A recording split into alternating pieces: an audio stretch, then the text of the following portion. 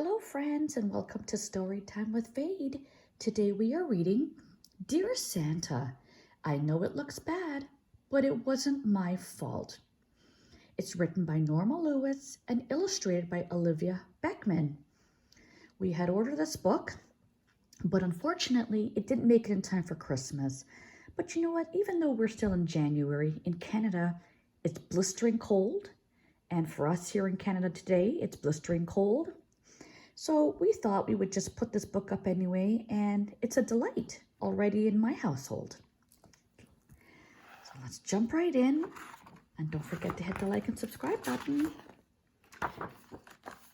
Dear Santa, I know it looks bad, but it wasn't my fault. December 15th. Dear Santa, I've been an outstanding cat all year. I was never a picky eater. I tried every new food in front of me. I always finished my dinner, and I only ate Miss Violet's cake once. Sometimes I played too rough with our canary Caruso, but he usually started it. Okay, so about my Christmas gift. I don't want to sound ungrateful, but a cat can have too many catnip mice. I like catnip as much as anyone, but every year Miss Violet helps me open my present and then waits for me to act like a total doofus over a box of pink mice. It is hard to hold onto my dignity. So this year, may I instead have a Catman and Robin video game? The one where they break up the catnip smuggling ring sounds perfect. Your friend, Scalawag. December 16th. Dear Santa, you might hear a different story, but this is what really happened, and it wasn't my fault. Miss Violet let Caruso out of his cage while she cleaned it. He flew into my tail, and I called him a bird brain. He is a bird, isn't he? So I grabbed him. What's wrong with that?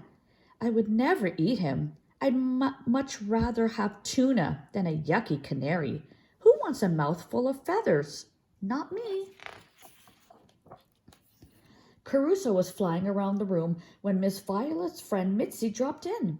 She spotted a canary feather on my chin and hollered, "Scalawag ate Caruso." I scooted outside because Mitzi's screeching made my head hurt. Remember, I didn't leave the door open. Mitzi did. I know now that the new thing next door is a sandbox for kids, but it looked like a litter box for cats. Just my luck. I got caught using it. Before I knew it, the neighbor had me by the scruff of my neck. Of course, he tattled. Caruso was back in his cage by then. He smirked at me and then went back to admiring himself in the mirror. Some folks think cats have an attitude. We don't hold a candle to canaries. Don't forget my video game, your friend, Scalawag. December 17th. Dear Santa, something terrible happened today, but it wasn't my fault. I was helping Miss Violet. Honest, she left a little milk in the pitcher, so I cleaned it out for her. When I was done, I was stuck. If you've ever gotten stuck in something, you know I'm the victim here. Caruso squawked until Miss Violet came. She grabbed me up, pitcher and all, and ran out the door. A police officer saw her running and gave us a ride. That was cool, except for the pitcher. Dr. Tim, our vet, is okay, but Mitzi works in his office. She gave me a dirty look. I didn't get stuck on purpose. I was helping Miss Violet. They put me on a metal table. It was cold and gave me a shot. Dr. Tim said it would help me relax. You try relaxing with a needle in your rump and a pitcher on your head. Dr. Tim greased my neck with something goopy. The pitcher slipped off. Whew! But then things got worse. Finally, we could leave. Of all the cats in the world, how did you get stuck with him? Mitzi asked Miss Violet.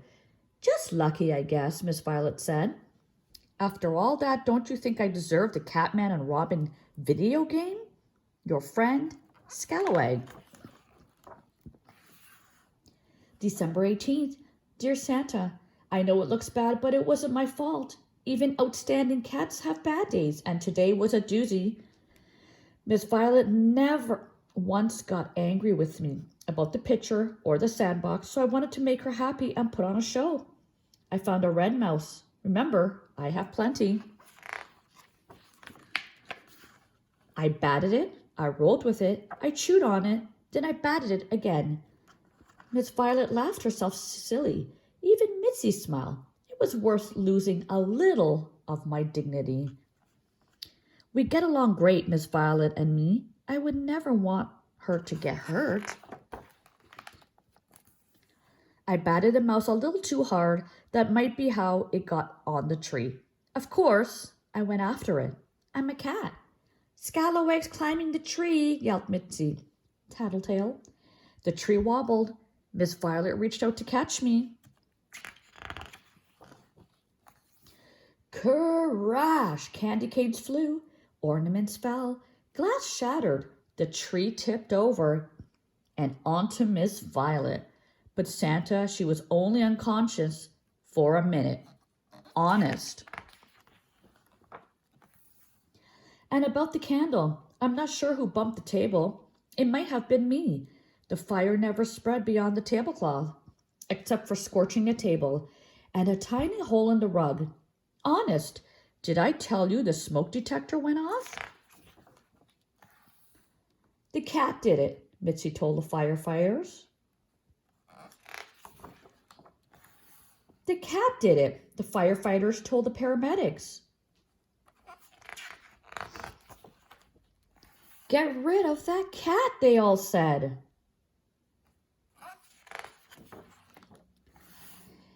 Yes, Scalawag has to go, said Mitzi. Nonsense, said Miss Violet. Since Scalawag moved in, I have fun. I laugh. He warms my feet all night and keeps me company all day. If that's not a good cat, what is? Of course he's mischievous. I named him Scalawag, didn't I? If I wanted a boring cat, I'd have named him Fred. I purred.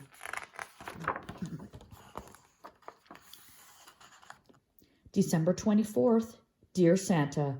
So don't bring me a Catman and Robin video game or anything else. Instead, please bring Miss Violet new Christmas tree ornaments. Did I mention that hers are broken? She loves the one that look like nutcrackers. Your friend, Scalawag. The end. I hope you enjoyed today's story, friends. Until next time, see you soon.